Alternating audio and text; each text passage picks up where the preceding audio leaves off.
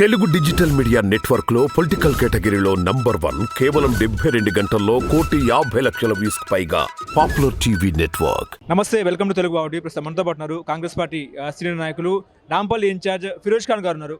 ఫిరోజ్ ఖాన్ గారు, మీరేమో శ్వేతపత్రం రిలీజ్ చేశారు, నిన్న కేటీఆర్ ఏమో శ్వేతపత్రం రిలీజ్ చేశారు. ముఖ్యంగా ప్రజలు ఎవరి లెక్కలు నమ్మాలంటారు? కాంగ్రెస్ పార్టీ లెక్కలు నమ్మాలనా, లేకపోతే కేటీఆర్ లెక్కలు నమ్మాలనా? వాళ్ళేమో 3 లక్షల కోట్లు అప్పు చేశామని చెప్తున్నారు, మీరేమో వాళ్ళు దాదాపుగా 6 లక్షల కోట్లు అప్పు చేశామని చెప్పేసి మీరు చెప్తున్నారు.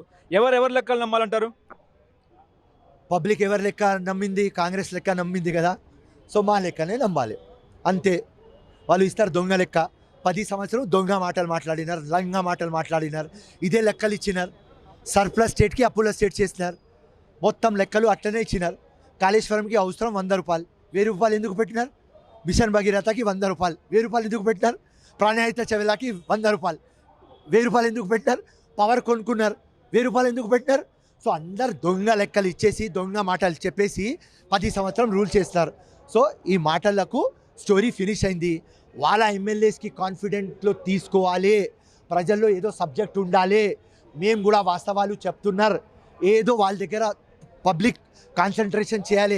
లేకుంటే ఇట్లాంటి కేసీఆర్ అండ్ కేటీఆర్ మాట్లాడకపోతే బీఆర్ఎస్ వాళ్ళు కాంగ్రెస్లో వచ్చేస్తారు. ఓకే, ఇప్పుడు కేటీఆర్ చెప్తున్నారు, మేము 10 ఏళ్లలో విప్లవాలు సృష్టించాము, అలాగే రైతు బంధు విప్లవం సృష్టించాము, అలాగే హరిత విప్లవం సృష్టించాము, ధరణి విప్లవం సృష్టించామని చెప్తున్నారు. నిజమే అంటారా? ఏది విప్లవం వాళ్ళు విప్లవం సృష్టించున్నారు. ఒకవేళ సృష్టిస్తే హ్యాట్రిక్ ముఖ్యమంత్రి అవుతారు. ఉట్టి పేరు కోసమే స్కీమ్లు 30 to 35%, 40% అమలైంది, 80-90% అమలు కాలేదు. ఆయన చెప్పేది ఏమంటే మేము మొత్తం స్కీమ్లో 80% 90% అమలైంది, కామన్ మ్యాన్కి ఫైదా అయింది అని చెప్తున్నారు.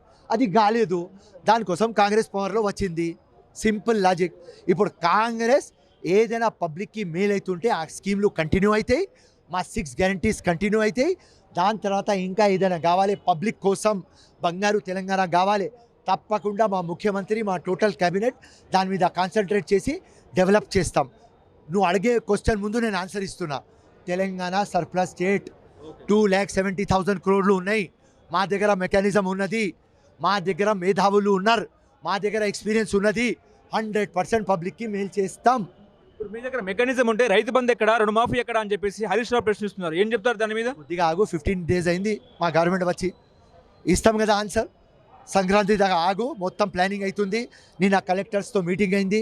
59 జియో 58 జియో గురించి మాట్లాడినాం, 311 జియో గురించి మాట్లాడినాం, ధర్నీ గురించి మాట్లాడినాం. రిపోర్ట్ వస్తుంది 100%. ఒక నెల ఆగు, అన్ని క్లారిటీ ఇస్తాం. వాళ్ళ దొంగ లంగా పనులు ఇప్పుడు దాకా చెప్తున్నాం, వైట్ పేపర్ మీద పెడతాం, పబ్లిక్ డిబేట్లో పిలిపిస్తాం. అప్పుడు హరీష్ రావు రావాలి, అప్పుడు కేటీఆర్ రావాలి. పాపం కేసీఆర్ రాడు, ఇంట్లో ఉండని వీళ్ళతో మాట్లాడతాం. ఇప్పుడు మేము అప్పులు తీసుకొచ్చిన మాట వాస్తవమే, కానీ 50 లక్షల కోట్ల సంపద సృష్టించామని చెప్తున్నారు, దుర్గం చెరువు కట్టించామని చెప్తున్నారు, సెక్రటేరియట్ కట్టించామని చెప్తున్నారు. అదేవిధంగా బంగారు తెలంగాణ తీర్చిదిద్దాము, కాంగ్రెస్ ప్రభుత్వం ఆగం చేయొద్దని చెప్పేసి కేటీఆర్ చెప్తున్నారు. నిజమే అంటారా? 40% మంచి పనులు చేసినారు, దానిలో ఆదాయం కూడా తెచ్చినారు.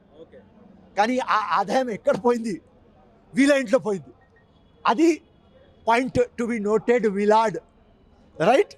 సో నేను అన్నీ తీసి పడతలేను. అరే కేసీఆర్ ఏం చేయలేదు, బీఆర్ఎస్ టీఆర్ఎస్ కేటీఆర్ చేసినారు, కానీ చెప్పింది చేయలేదు, చెప్పిన అంతా చేయలేదు.